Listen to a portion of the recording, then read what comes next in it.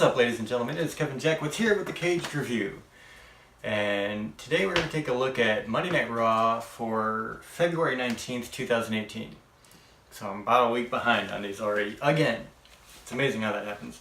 I have a lot of things with wrestling I want to do in the very near future. I'm going to work on, obviously, Raw and SmackDown. I'm going to do the Elimination Chamber review. But I'm also going to start doing the mix match challenges, and instead of doing reviews, I'm actually going to do a reaction while watching them. I'm just going to play them on the network, and it'll give me a chance to talk about what I think about the stars today, their weaknesses, their strengths, who needs to be pushed and who really doesn't need to be pushed. And I'm actually going to get into some of that, especially for the Elimination Chamber review, because this is actually the day past. And after watching a couple of the matches, it only solidifies everything I've been saying about a couple of these stars. So let's get into Monday Night Raw, which was a rather unique Raw. It kind of encapsulated the first 2 hours with one huge match. It was a gauntlet match. And so we kick off right off the bat with Roman Reigns. And he's coming in, he's talking about the Elimination Chamber. He's, of course, saying he's going to win the Chamber and go on to face Brock Lesnar and win the championship and blah, blah, blah. One of the things that I really take away from this, as much as a lot of people are going to hate this comment, you can't deny it. Roman Reigns is definitely getting better at his promo work. He's kind of just being himself, and I think he's realizing that he's not made to cut a promo the way a lot of guys do. He has to just be himself, let his own personality come out, and I think that's to his strength. Because for a while there, he was reading off all this written pre-programmed shit that just was not getting over. And honestly, he's still really not getting over, but I think that's because he was pushed way too soon. And he even admitted in Raw Talk last night that, he was brand new to the main event scene, and he hadn't had the experience enough to be there. So he's acknowledged all that. So I have to give him at least credit where it's due. Not saying that I'm going to be a Roman guy anytime soon, but he's getting better. So it starts off Roman Reigns versus Seth Rollins. Puts on a hell of a match. There's some really good spots there. Seth Rollins, I think, in the last few years, has been probably the most consistent performer in the ring that there has been for WWE. The guy can do so much. He can wrestle technically. He's good at high flying. He can cut a promo. I mean, this guy is one of the best balanced characters WWE has. So, really good match. Rollins pulls out the surprising win, because I thought they were going to feed him to Reigns. And I'm really glad they didn't. And so that leads into the next guy coming out, which is John Cena. And this is another situation where I thought they were going to feed Rollins to Cena, because Cena hasn't had a lot of wins lately, and he's I don't know really what his position is in the company right now. I mean, he's not doing a whole hell of a lot. He's really not.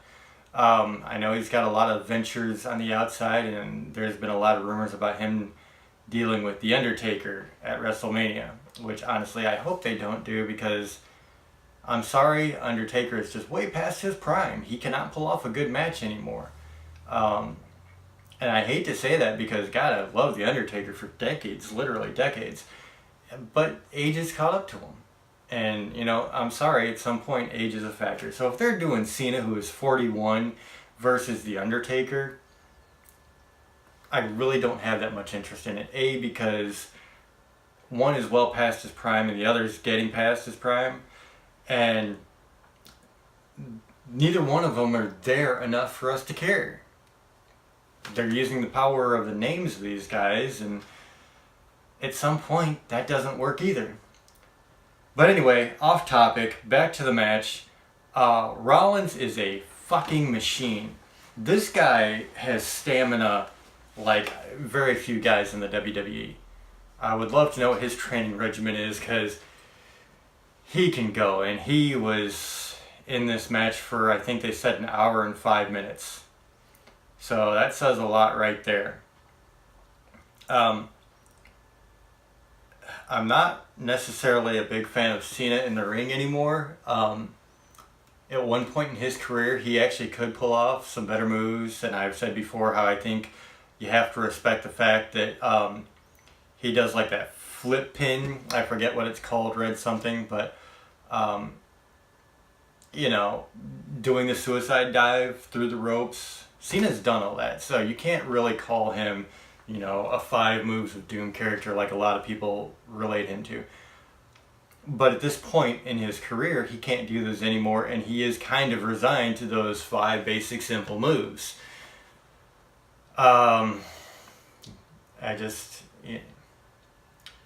So Rollins had to carry this match, and he did. He did very well. He did a lot of really good selling with it. Rollins wins against Cena, so now Rollins beats Roman Reigns and John Cena in the same night already. But you can see that he's starting to get really worn down. I mean, after an hour's worth of match time, anybody's going to be tired. So out comes Elias, and it was a pretty quick win after that point for Elias. It wasn't a very long match, not really big spots. Elias just beats the worn out Seth Rollins, and that moves into Finn Balor, comes out. And of course there's a big pop for Balor, and pretty aggressive between Elias and Balor. I really do like Balor's aggressiveness in the ring. He is another guy who is very conditioned and has stamina for days. And but not really anything noteworthy during the match, to be honest. Balor pulls out the win over Elias. Miz comes out, and the biggest thing with this particular part of the match was the Miz-Taraj gets involved, of course, and through their distractions, Miz is going to pick up the win over Finn Balor. I think they should have kept Balor with the win. I love Miz. Like, I think as far as promo work, he's one of the best in the whole company. I think he can sell himself better than just about anybody. But Finn Balor, as good as he is, just has not had the push that he needs. After getting the shoulder injury when he won the Universal title, it just immediately stopped his momentum, and then when he comes back, it's like WWE just has nothing for him. And I have to believe that part of that is the bodybuilder fetish thing that just, I think they're getting away from that, but I think it's still there. And Finn Balor's not exactly a big guy. He's ripped to all hell, but he's not big. So I think that's one of the reasons why they're looking at him like he's not really main event caliber. But I think most fans disagree with that. So Miz takes the win, out comes Strowman. You already know Strowman's going to beat Miz from pillar to post. I mean, they're building Strowman to be the perfect beast. And they're actually doing a really good build with Strowman, I have to say. So, of course, Miz-Taraj try to get involved. That doesn't work. Braun Strowman gets the clean win over The Miz. So Strowman wins the entire gauntlet match. That takes up the entire first 2 hours of a 3-hour show. So that one match, that's all you have for 2 hours. Which was cool though, I mean, because it did have, like I said, some really good highlights, especially Reigns and Rollins at the beginning, I think was really solid. Elias and Balor, they were both really aggressive. And Strowman, you know, he's doing a really good job at making himself seem like the unstoppable force. So a lot of good things, a lot of things they did right. Following the gauntlet match, they have Asuka, who is being interviewed in the middle of the ring, and she's talking more English than I've ever heard her talk. You know, I love Asuka. The one thing I will say about her is it's going to be really hard for her to connect with a lot of fans just because she speaks so broken English. And it's hard for a lot of us fans to relate to that. So she's amazing in the ring. You can't take that away from her. She, in the last few weeks, has had honestly the best women's matches period in the WWE, and that says a lot about her ability. But after actually I should say during the interview, Nia Jax comes in and she does a little sneak attack thing and buries Asuka, and they're trying to build Nia Jax kind of like they're trying to build Braun Strowman for the women's division, like this super beast that no one can stop. And unfortunately it doesn't work for me, and I've spoken many times about how I do not like Nia Jax for a multitude of reasons. She's trash on the mic. She cannot cut a promo to save her life. But beyond that, she is dangerous in the ring, and I've said that so many times already, and I'm not going to stop saying it because, like I said, now that I've seen the Elimination Chamber, like, the girl is just sloppy in the ring, and she puts the other wrestlers that she is in there with that depend on her to protect them while they're in the match. She's sloppy, she's reckless, and she puts their bodies at risk, and I don't like her. So that's something that, I'm not going to get over. After seeing that match with her and Charlotte Flair where she dropped Charlotte on her head, and she was in the wrong spot when Charlotte was doing that top rope to the outside flip and caused Charlotte to land right on her face. I don't want to see Nia Jax in a ring, especially with somebody the caliber of Asuka, because then she puts her on the shelf and you've lost your best female wrestler because you want to keep pushing Nia Jax, who is a danger to everybody in the ring. So yeah, Nia Jax, she attacks Asuka, typical beast brutalizing somebody. It's the David and Goliath scenario that they've done 100 times. Really didn't care. Really didn't. Asuka liked her bit.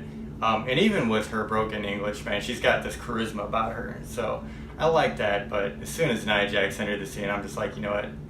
Don't care.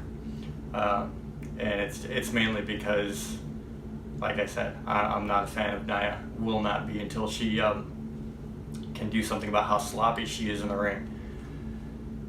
So then you go to a tag team match. You have Cesaro and Sheamus, The Bar versus Titus Worldwide, Titus O'Neil, and Apollo Crews. Anything that Sheamus and Cesaro does is a hard-hitting affair, and I really like watching that. Sheamus especially. Cesaro's pretty stiff, but Sheamus is just typical Irish brawler, man. He's looking for a fight for real sometimes, I think. And he gets in there and he's not afraid to exchange real blows with anybody. And that's one thing I really appreciate about Sheamus. And God, man, this guy, he's over 40. You want to talk about people, that should be past their prime. He's dealing with health issues now. He's got to be hurting in the ring, and this guy still comes out and pulls off solid matches all the time. And I know there's not a lot of fans of Sheamus, but for a guy that size, 300 pounds, that can move like he does, doing flips while holding somebody on his back, and forgetting the fact that he, has got to be in constant pain at this point. I mean, you have to give Sheamus credit, like him or not. The guy is just one of the better big men, I should say, out there. I think he's one of the most underrated stars on the roster. And another part of this match that was really, really cool is Apollo Crews. This guy needs a push. He needs a solo push. He is a huge guy. I mean, he's built like a brick. And the athleticism that this big guy can pull out is phenomenal. There is nobody, I think, his size that can move like he does. It's freaky. It's literally, this guy is a freak of nature. So there was a lot of really cool moments. He did that standing flip. I think it was on Cesaro. Cesaro pops up and then he just does it right away again. And I'm like, that's got to take so much energy out of you. So that was a really good spot. At the end, Titus Worldwide wins. That sets up an Elimination Chamber match for Titus Worldwide and the Bar. So one good thing about this Raw in particular is that so far you're probably at 2.5 hours at this point. Every single thing they have done points to the Elimination Chamber pay-per-view, and that's something that I've said that I've really respected about Raw in the last few weeks, even over SmackDown, is that every match that they have, every segment that they have means something. They're not wasting any space anymore.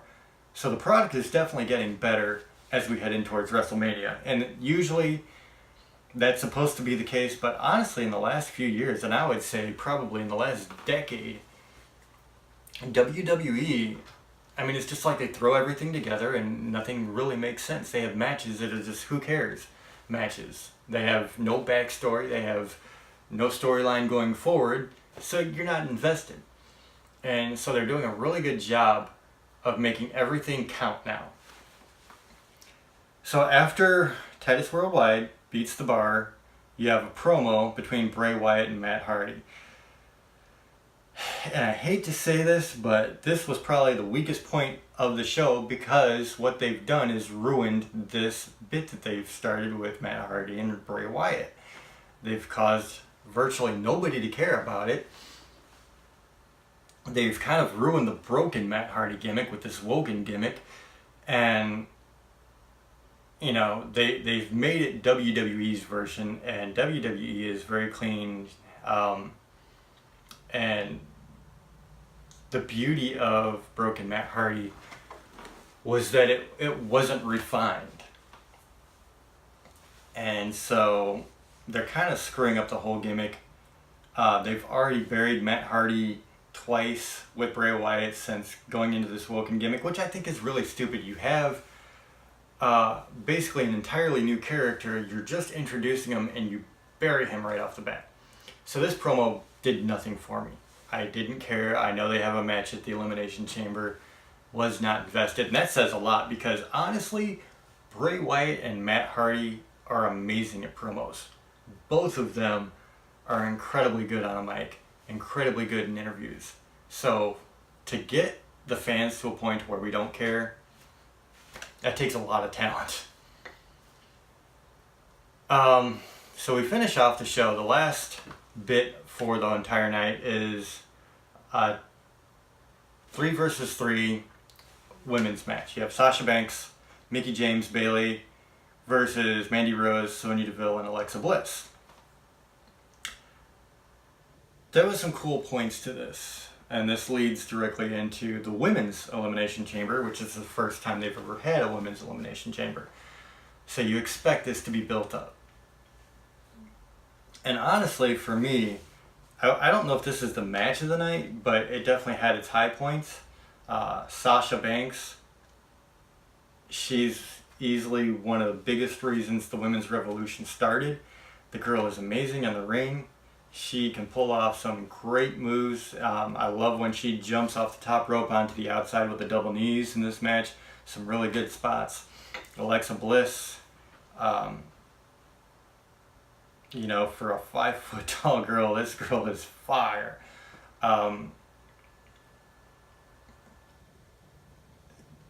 I think the biggest thing with this match was they were trying to build up the layout for who's going to be siding with who in the Elimination Chamber match. And that's kind of what it established. You know, Sasha Banks and Bayley are good friends. You know, Mandy Rose and Sonya Deville are both part of Absolution, so they're going to be kind of having each other's backs.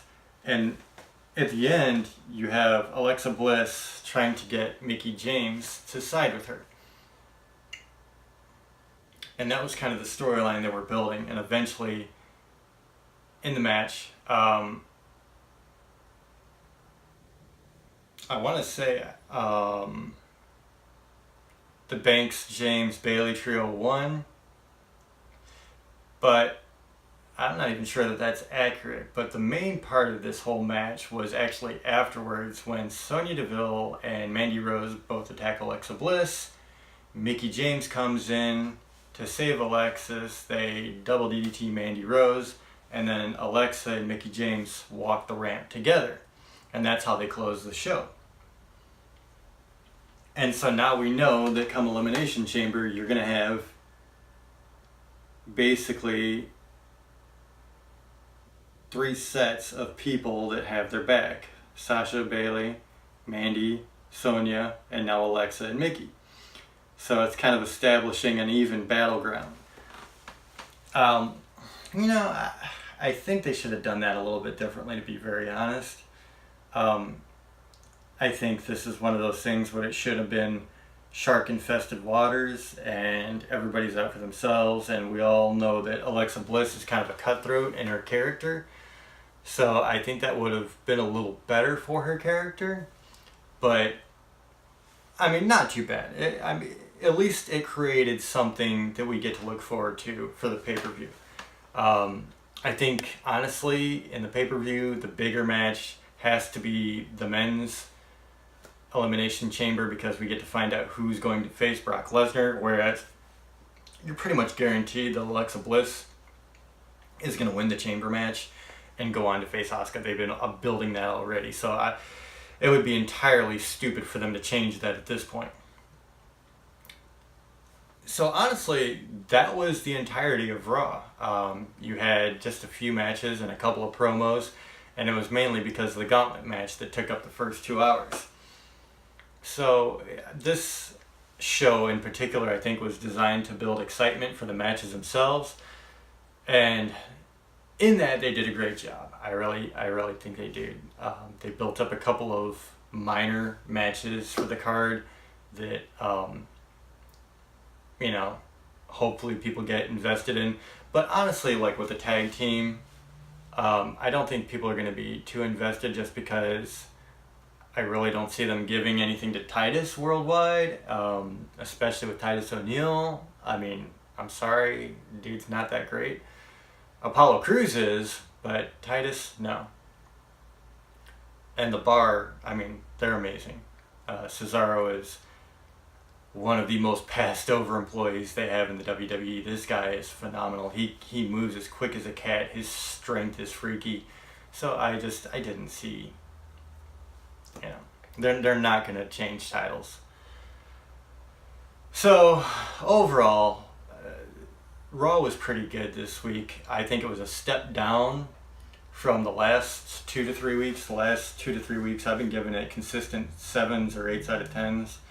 And that's because they've been doing a damn good job building storylines. They've had some really good matches. I mean, every show is going to have its weak spots. They even had weak spots in the Attitude Era shows. And people like to forget that, but they did. But this overall was, I mean, it was, I'd give it, you know, a high 6 out of 10. I don't want to say 7 out of 10 because I think there were a couple of spots they really could have done a lot better on. I think they could have done better with not having Nia Jax out there. I think they could have done a lot better with the Titus Worldwide thing, because I'm sorry, they're just not that great a team. They're not built up enough. Nobody cared about the Bray Wyatt Matt Hardy promo, I'm pretty sure. I know I didn't. So yeah, I'd say a 6 out of 10 is probably as strong as I can give it. They had some good spots, but that was about it. So ladies and gentlemen, let me know what you guys think. Did you see the show? Let me know what you think of, especially the gauntlet match in the comments. What did you guys think of Seth Rollins? That guy, you have to be impressed. That is seriously athletic. And if you like the review, don't forget to hit the like button, subscribe, and share. My name is Kevin Jackowitz. Cage Nation out.